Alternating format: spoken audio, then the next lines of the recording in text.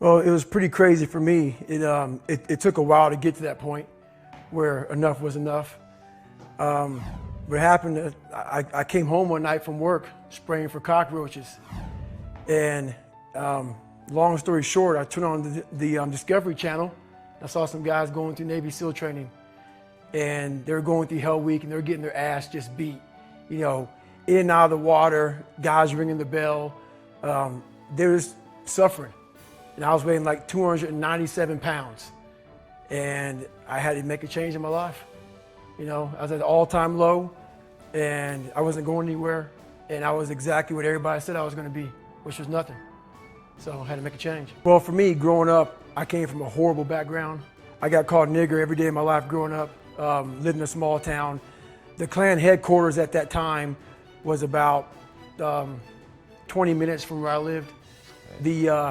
One of the high-ups in the KKK, son, sat behind me in 2 classes, so he called me nigger all the time. I got my first car, they spray painted nigger, we're gonna kill you on it. So I was just an insecure, scared kid. And the only way I could find myself was through putting myself through the worst thing possible. Well, no one was helping me out. So my dad made my mom kind of irregular. So she worked 3 jobs, went to college full time, so she was never around. One time this person drew a picture of me and said, "We're gonna kill you nigger" on my Spanish notebook. And I took it to my principal. And my principal said, "They spelled nigger Niger." That was the best advice he can give me. So long story short, what I realized was no one was here to help me. And the feeling I had every morning, I started shaving my head when I was 16 years old. And the feeling I had every morning, I looked in the mirror, was horrible. And I didn't want to feel like that anymore. And how I felt was a kid going nowhere, a kid that was scared. And most kids will accept that and look for help. But the best thing that happened to me, no one helped me. No one felt sorry for me. No one looked at me and said, like this day and age, they'll take you in and they'll tell everybody, stop picking on this person. Back then, they didn't care. The KKK marched in our 4th of July parades. They had to stay 100 yards back, but they marched in it. Wow. That's how this town was. And my mom cared about me, but my dad took our soul. And she did the best she could. I had to figure out I wasn't going to be a punk kid all my life. So the only way I could turn it around was to suffer. I had to build calluses in my brain the same way I built calluses on my hands. So I broke the Guinness Book of World Records for pull-ups a long time ago, but I failed at it twice. And I did 67,000 pull-ups in trying to break this record. So to do 4,030 pull-ups, I had to do 67,000 for training for that. Wow. And so what I realized is for me to become the man I wanted to become, I saw myself as the weakest person God ever created. But I never blamed God for anything he did to me. So I wanted to change that to be the hardest man ever created. Am I that? I don't know, but you had to have a goal. And my goal when I was sitting there, not going to school, being bullied, having no self-esteem, my goal was the only person that's gonna turn this person around is me. The only way I can turn it around is put myself through the worst things possible a human being can ever endure. And that'd be the only way that I can build this brain to handle anything that comes in front of it, callousing my mind through pain and suffering. Well, my biggest advice to him is that, first of all, he won't like what I say to him. Because I'm gonna say the exact opposite of what today's world is saying. So we read a bunch of books nowadays. As humans, we wanna find out how to be someone else. What we don't do is we don't go inside. So literally turn yourself inside out. Read the book that's like we're writing a book every day of our lives, but we never read that book. So what I would challenge this young man or young woman to do is you have to look inside of yourself to see what you really want. What are you passionate about? We use these words and these little phrases of only the strong survive and all this other crap. They're all just fucking words. I get so tired of hearing people just talking. Like right now, someone may think Goggins is just talking. You don't know me. So when I speak from passion, I speak from experience, I speak from suffering. I have to tell this young man or woman that the only way I believe, this is my experience in life, the only way you're ever going to get to the other side of this journey is you have got to suffer. to grow. To grow, you must suffer. And some people will get it and some people won't. But they have to see what their journey is to start their journey. Several people live to be 100 years old and they have great lives and they have great kids. Their kids go to college and all sorts of stuff. But somewhere in their life, there was a point where they had a decision to make. They can go left or right on this path. Left was the easy route. Right was the hard route. A lot of people take the easy route. And they had a good life that way, but the better life was going to the right side. And you may have 20 years of pain and suffering to get past it, but a lot of us die never truly starting our journey. And I would tell this young person, you gotta start your journey. It may suck, but it will come out the other side where you're coasting.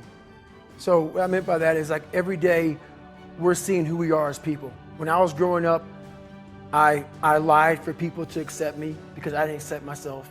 So I would make up stories so that you would accept me into your world.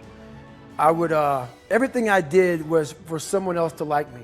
It wasn't until I started reading my own book about how pathetic I was as a human being.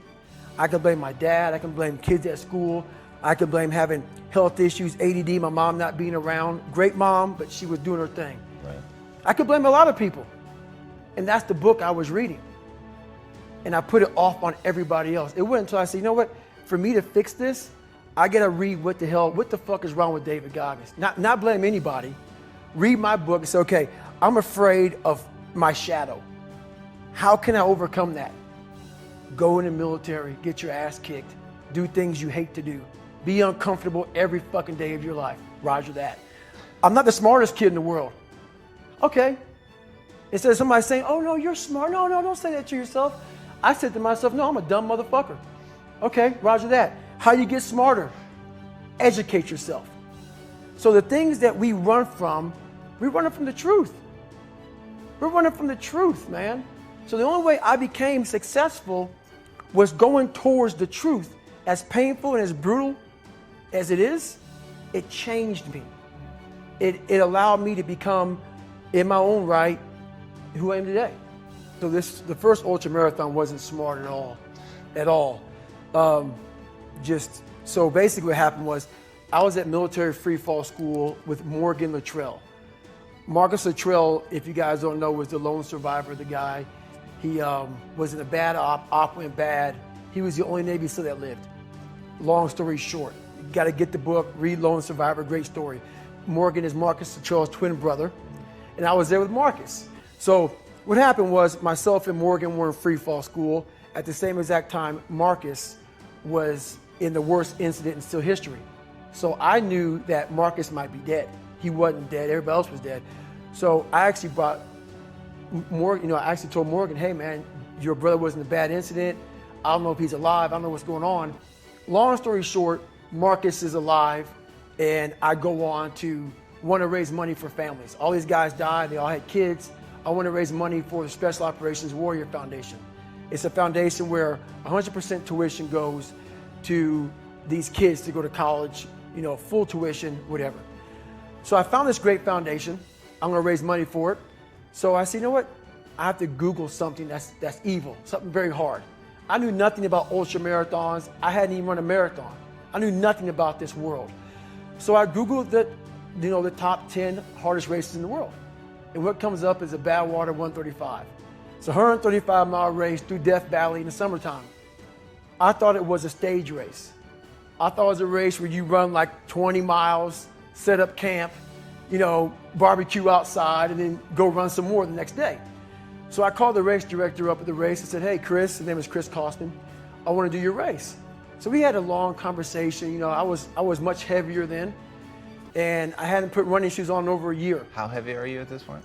I'm around between 240 to 270. Whoa. I'm in there. I'm in that range. My weight has varied a lot through the SEAL teams and out of the SEAL teams, so I was a heavy guy. But the long and short of it all was, I hadn't put running shoes on in over a year. I was a big time power lifter. I lifted weights heavy. That's what I did. Right. I got back home from Iraq, went straight to free fall school, and then this happened. So I called Chris Costman up on a Wednesday. He says, look, man, the only way you can qualify for my race is to run 100 miles at one time in 24 hours or less. There happened to be a race that Saturday, so 4 days later. And he said, if you qualify by running 100 miles or less in 24 hours, I will consider you my race. I'm gonna cut to the chase. I signed up for this race. It's called the San Diego One Day, where you run around a 1 mile track for 24 hours to see how many miles you can get. My goal was 100 miles. So I got to mile 70 and I cleared 70 miles in like 12, 13 hours pretty quickly, but I was done.